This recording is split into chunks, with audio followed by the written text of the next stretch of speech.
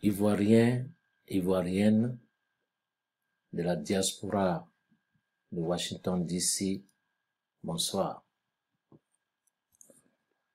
Je m'appelle Gustave Biaka. Je suis aux États-Unis depuis 18 ans. Je voudrais rappeler aux Ivoiriens qu'aujourd'hui, je voudrais un peu parler de l'UFI parce que satisfait de ce que nous avons fait. Il y a que en 2011, avec la crise qui a sévi en Côte d'Ivoire, la même crise s'est répercutée aux États-Unis ici sur la diaspora ivoirienne. Et à une assemblée générale convoquée par son Excellence l'ambassadeur Daouda Diabaté, notre modeste personne avait été choisie à cette assemblée pour régler une crise qui a vu deux élections. Une organisée par M. Clément Nabo, le frère Clément Nabo, et une autre élection organisée par le pasteur Aka. Parce que notre organisation manquait de structure qui pouvait prendre la relève après la démission d'un président. Il y a eu que certaines personnes ont poussé la sœur Jeannette K, qui voulait organiser la communauté, lui trouver une structure de statut de ONG, a été amené à déposer le tablier. Au sortir de là, donc, Clément Nabo a organisé une élection. Et après Clément Nabo, la présidence est revenue pour organiser aussi une autre élection. Donc, nous avons été appelés, nous allons écouter pour résoudre ce problème-là. Et nous avons appelé les hommes de Dieu, et je voudrais profiter de cette occasion pour remercier le pasteur Goulia, l'imam Yao et l'imam Sanogo, et des hommes de la partie civile, tels que le doyen Marcel Doué, qui nous ont soutenus pour pouvoir amener les deux frères à s'asseoir sur une même table. Ainsi donc, pendant 3 ans, nous nous sommes sacrifiés alors que nous avions des problèmes ici dans ce pays de l'égalité. Nous avons sacrifié de notre vie pour réorganiser la communauté. Nous avons donc organisé des élections et ces élections ont vu l'élection du président Éric Adjeb. À cette élection, le président étant élu, nous avons donc organisé ce qu'on appelle une investiture. Et nous lui avons dit clairement qu'il était nécessaire et primordial que le président Éric Adjeb puisse prendre la communauté et organiser cette communauté parce que à ce jour, la communauté n'avait pas encore payé ses arriérés et était mal vue au niveau des institutions américaines. Nous sommes satisfaits et nous venons ce soir parce que, comme vous pouvez le voir, nous avons fait une demande pour que notre organisation soit une ONG. Depuis donc le 10 février 2018, nous avons déposé cette demande-là et nous avons choisi une grande entreprise parce que quand nous-mêmes nous avons voulu commencer cela, ça a été tellement difficile que nous sommes forcés de faire appel à une grande communauté. Parce que chaque fois, on devait nous appeler à ARS pour qu'on puisse justifier pourquoi on a changé de nom, pourquoi ceci on n'a pas payé les taxes. Donc nous sommes vus que ça allait nous prendre beaucoup plus de temps et donc nous avons engagé une compagnie qu'on appelle LigoZoom qui a donc fait le travail. Aujourd'hui, LigoZoom nous a envoyé les documents et c'est pourquoi nous faisons cette vidéo. LigoZoom nous a envoyé les documents pour dire que aujourd'hui, notre association est prête pour être définitivement une association qui peut maintenant se considérer comme une ONG. Mais dans toutes ces démarches-là, nous avons eu affaire à des frères qui peut-être n'ont pas compris notre méthode, donc se sont insurgés contre nous. Et aujourd'hui, nous voulons vraiment leur présenter nos excuses pour dire que pour nous, il était primordial qu'on change l'UFI. Parce que quand il y a eu la crise, il y avait 11 associations régionales dans la région de Washington DC. Et quand l'ambassadeur Daouda Diamata nous a convoqués, seulement 4 se sont présentés. Et je voudrais leur dire merci ce soir. Il y avait en son temps le président du Badénian qui s'appelait Touré Mamadou, le président de l'Union des Ivoiriens de Baltimore, Jean Kakou, qui va être remplacé par le président Mathieu Zawi, le président des Baoulés, qui est Christophe Ndia, qui ont accepté de travailler avec nous.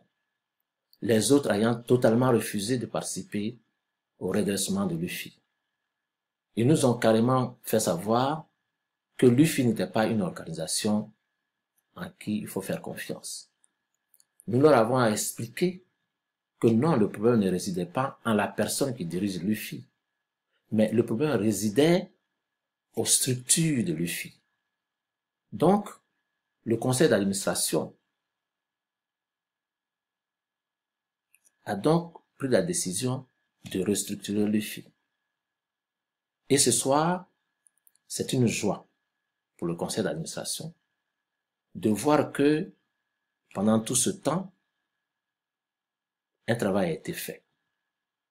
Nous voulons donc dire aux Ivoiriens aujourd'hui que l'UFI a un compte bancaire. Comme vous pouvez le voir ici, l'UFI a un IN number. L'UFI est devenue une non-profit organization.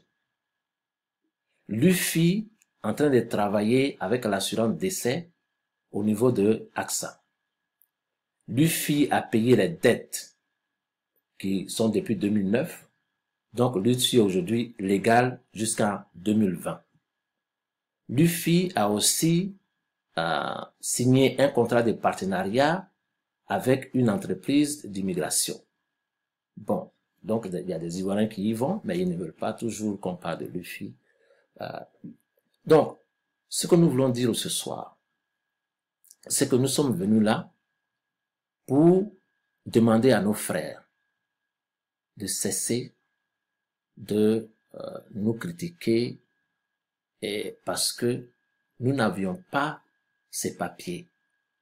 Aujourd'hui que nous avons ces papiers, nous leur disons que nous devons nous asseoir en tant que des Ivoiriens responsables pour essayer de travailler à l'avenir de notre organisation. Parce que qu'est-ce que nous voulons? Dans la vie, il y a 7 lois qui gouvernent le monde. Il y a qu'il faut être proactif, il faut commencer par la fin. Donc nous nous sommes dit au conseil d'administration que l'UFI désormais doit avoir un siège. L'UFI doit avoir une maison des Ivoiriens où, quand des Ivoiriens viennent d'ailleurs, ils peuvent louer l'auberge qui est en haut et donc aider la communauté. Et pour cela, si nous voulons avoir l'argent, il faut que l'UFI soit une non-profit organization. Et c'est pourquoi nous tenons à ce que ça soit. Malheureusement, nos camarades ne nous comprenaient pas, mais nous pensons qu'aujourd'hui, ils nous comprendront.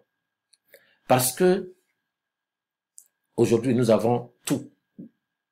Et nous savions aussi, d'après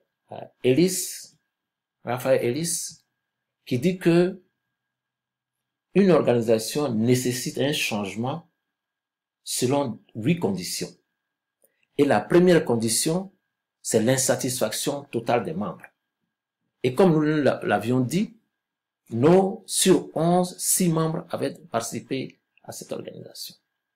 Donc aujourd'hui, nous appelons nos frères parce que nous allons appeler une assemblée générale qui va élire le président qui va organiser les élections.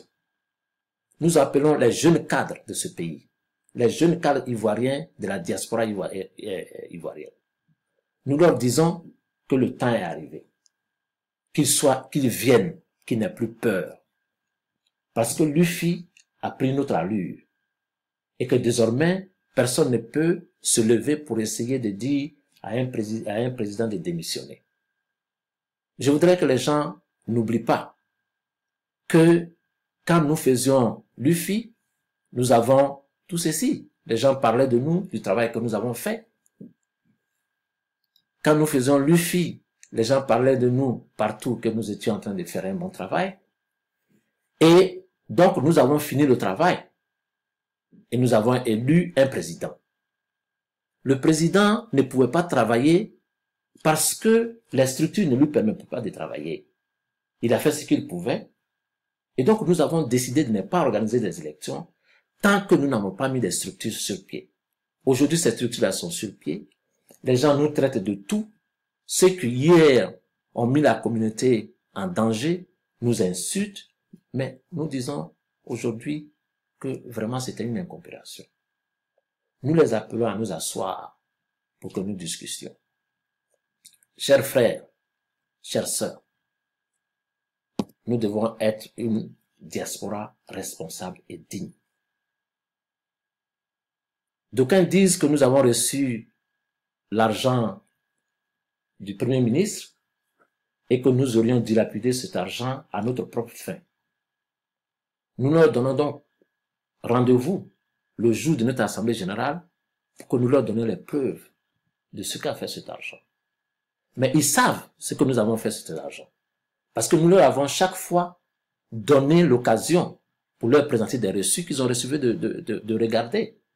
Ils savent qu'il y avait des arriérés de l'UFI, que nous avons payé et que l'UFI n'est plus redevable de ARS jusqu'en 2020. Nous avons aussi payé pour le IAN number. Nous avons aussi payé pour le 501c3. Nous avons déposé une somme de $3000 dans un compte bancaire, de telle sorte que le nouveau président qui va être élu va venir clé en main. Il n'aura plus de soucis pour essayer d'organiser l'UFI. Aussi, nous voulons dire à nos détracteurs, nos frères, que c'était tout juste une incompréhension. Parce que le pasteur Goulia nous a réunis par maintes fois pour qu'on se retrouve. Nous leur demandons pardon. Demain, ils n'auront plus que $500 ou bien $200 qu'ils devaient avoir si on partage sur cet argent. Nous sommes de ceux qui sont contre le fait que, en tant qu'Ivoiriens, on puisse recevoir de l'argent des autorités et qu'on se le partage. Nous disons que nous, en tant que UFI, nous devons nous organiser pour créer de l'emploi dans notre pays. Pour aider les Ivoiriens qui arrivent dans ce pays à s'infiltrer, à se mettre dans. Donc, c'est pas que nous voulons nous éterniser à la tête de l'UFI. Il y a des gens, tout à l'heure, je voulais faire mon truc, et puis bon, j'ai vu sur Facebook, Clément Nabo, qui écrit ceci. Bon, je voudrais dire au frère Clément Nabo que vraiment, nous nous présentons nos excuses, s'ils pensent que nous ne faisons pas le travail.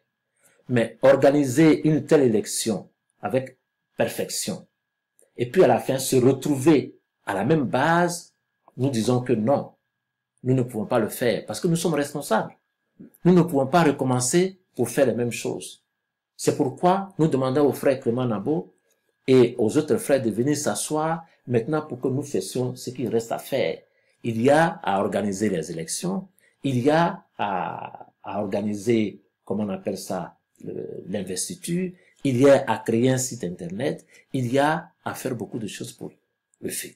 Mais pour faire les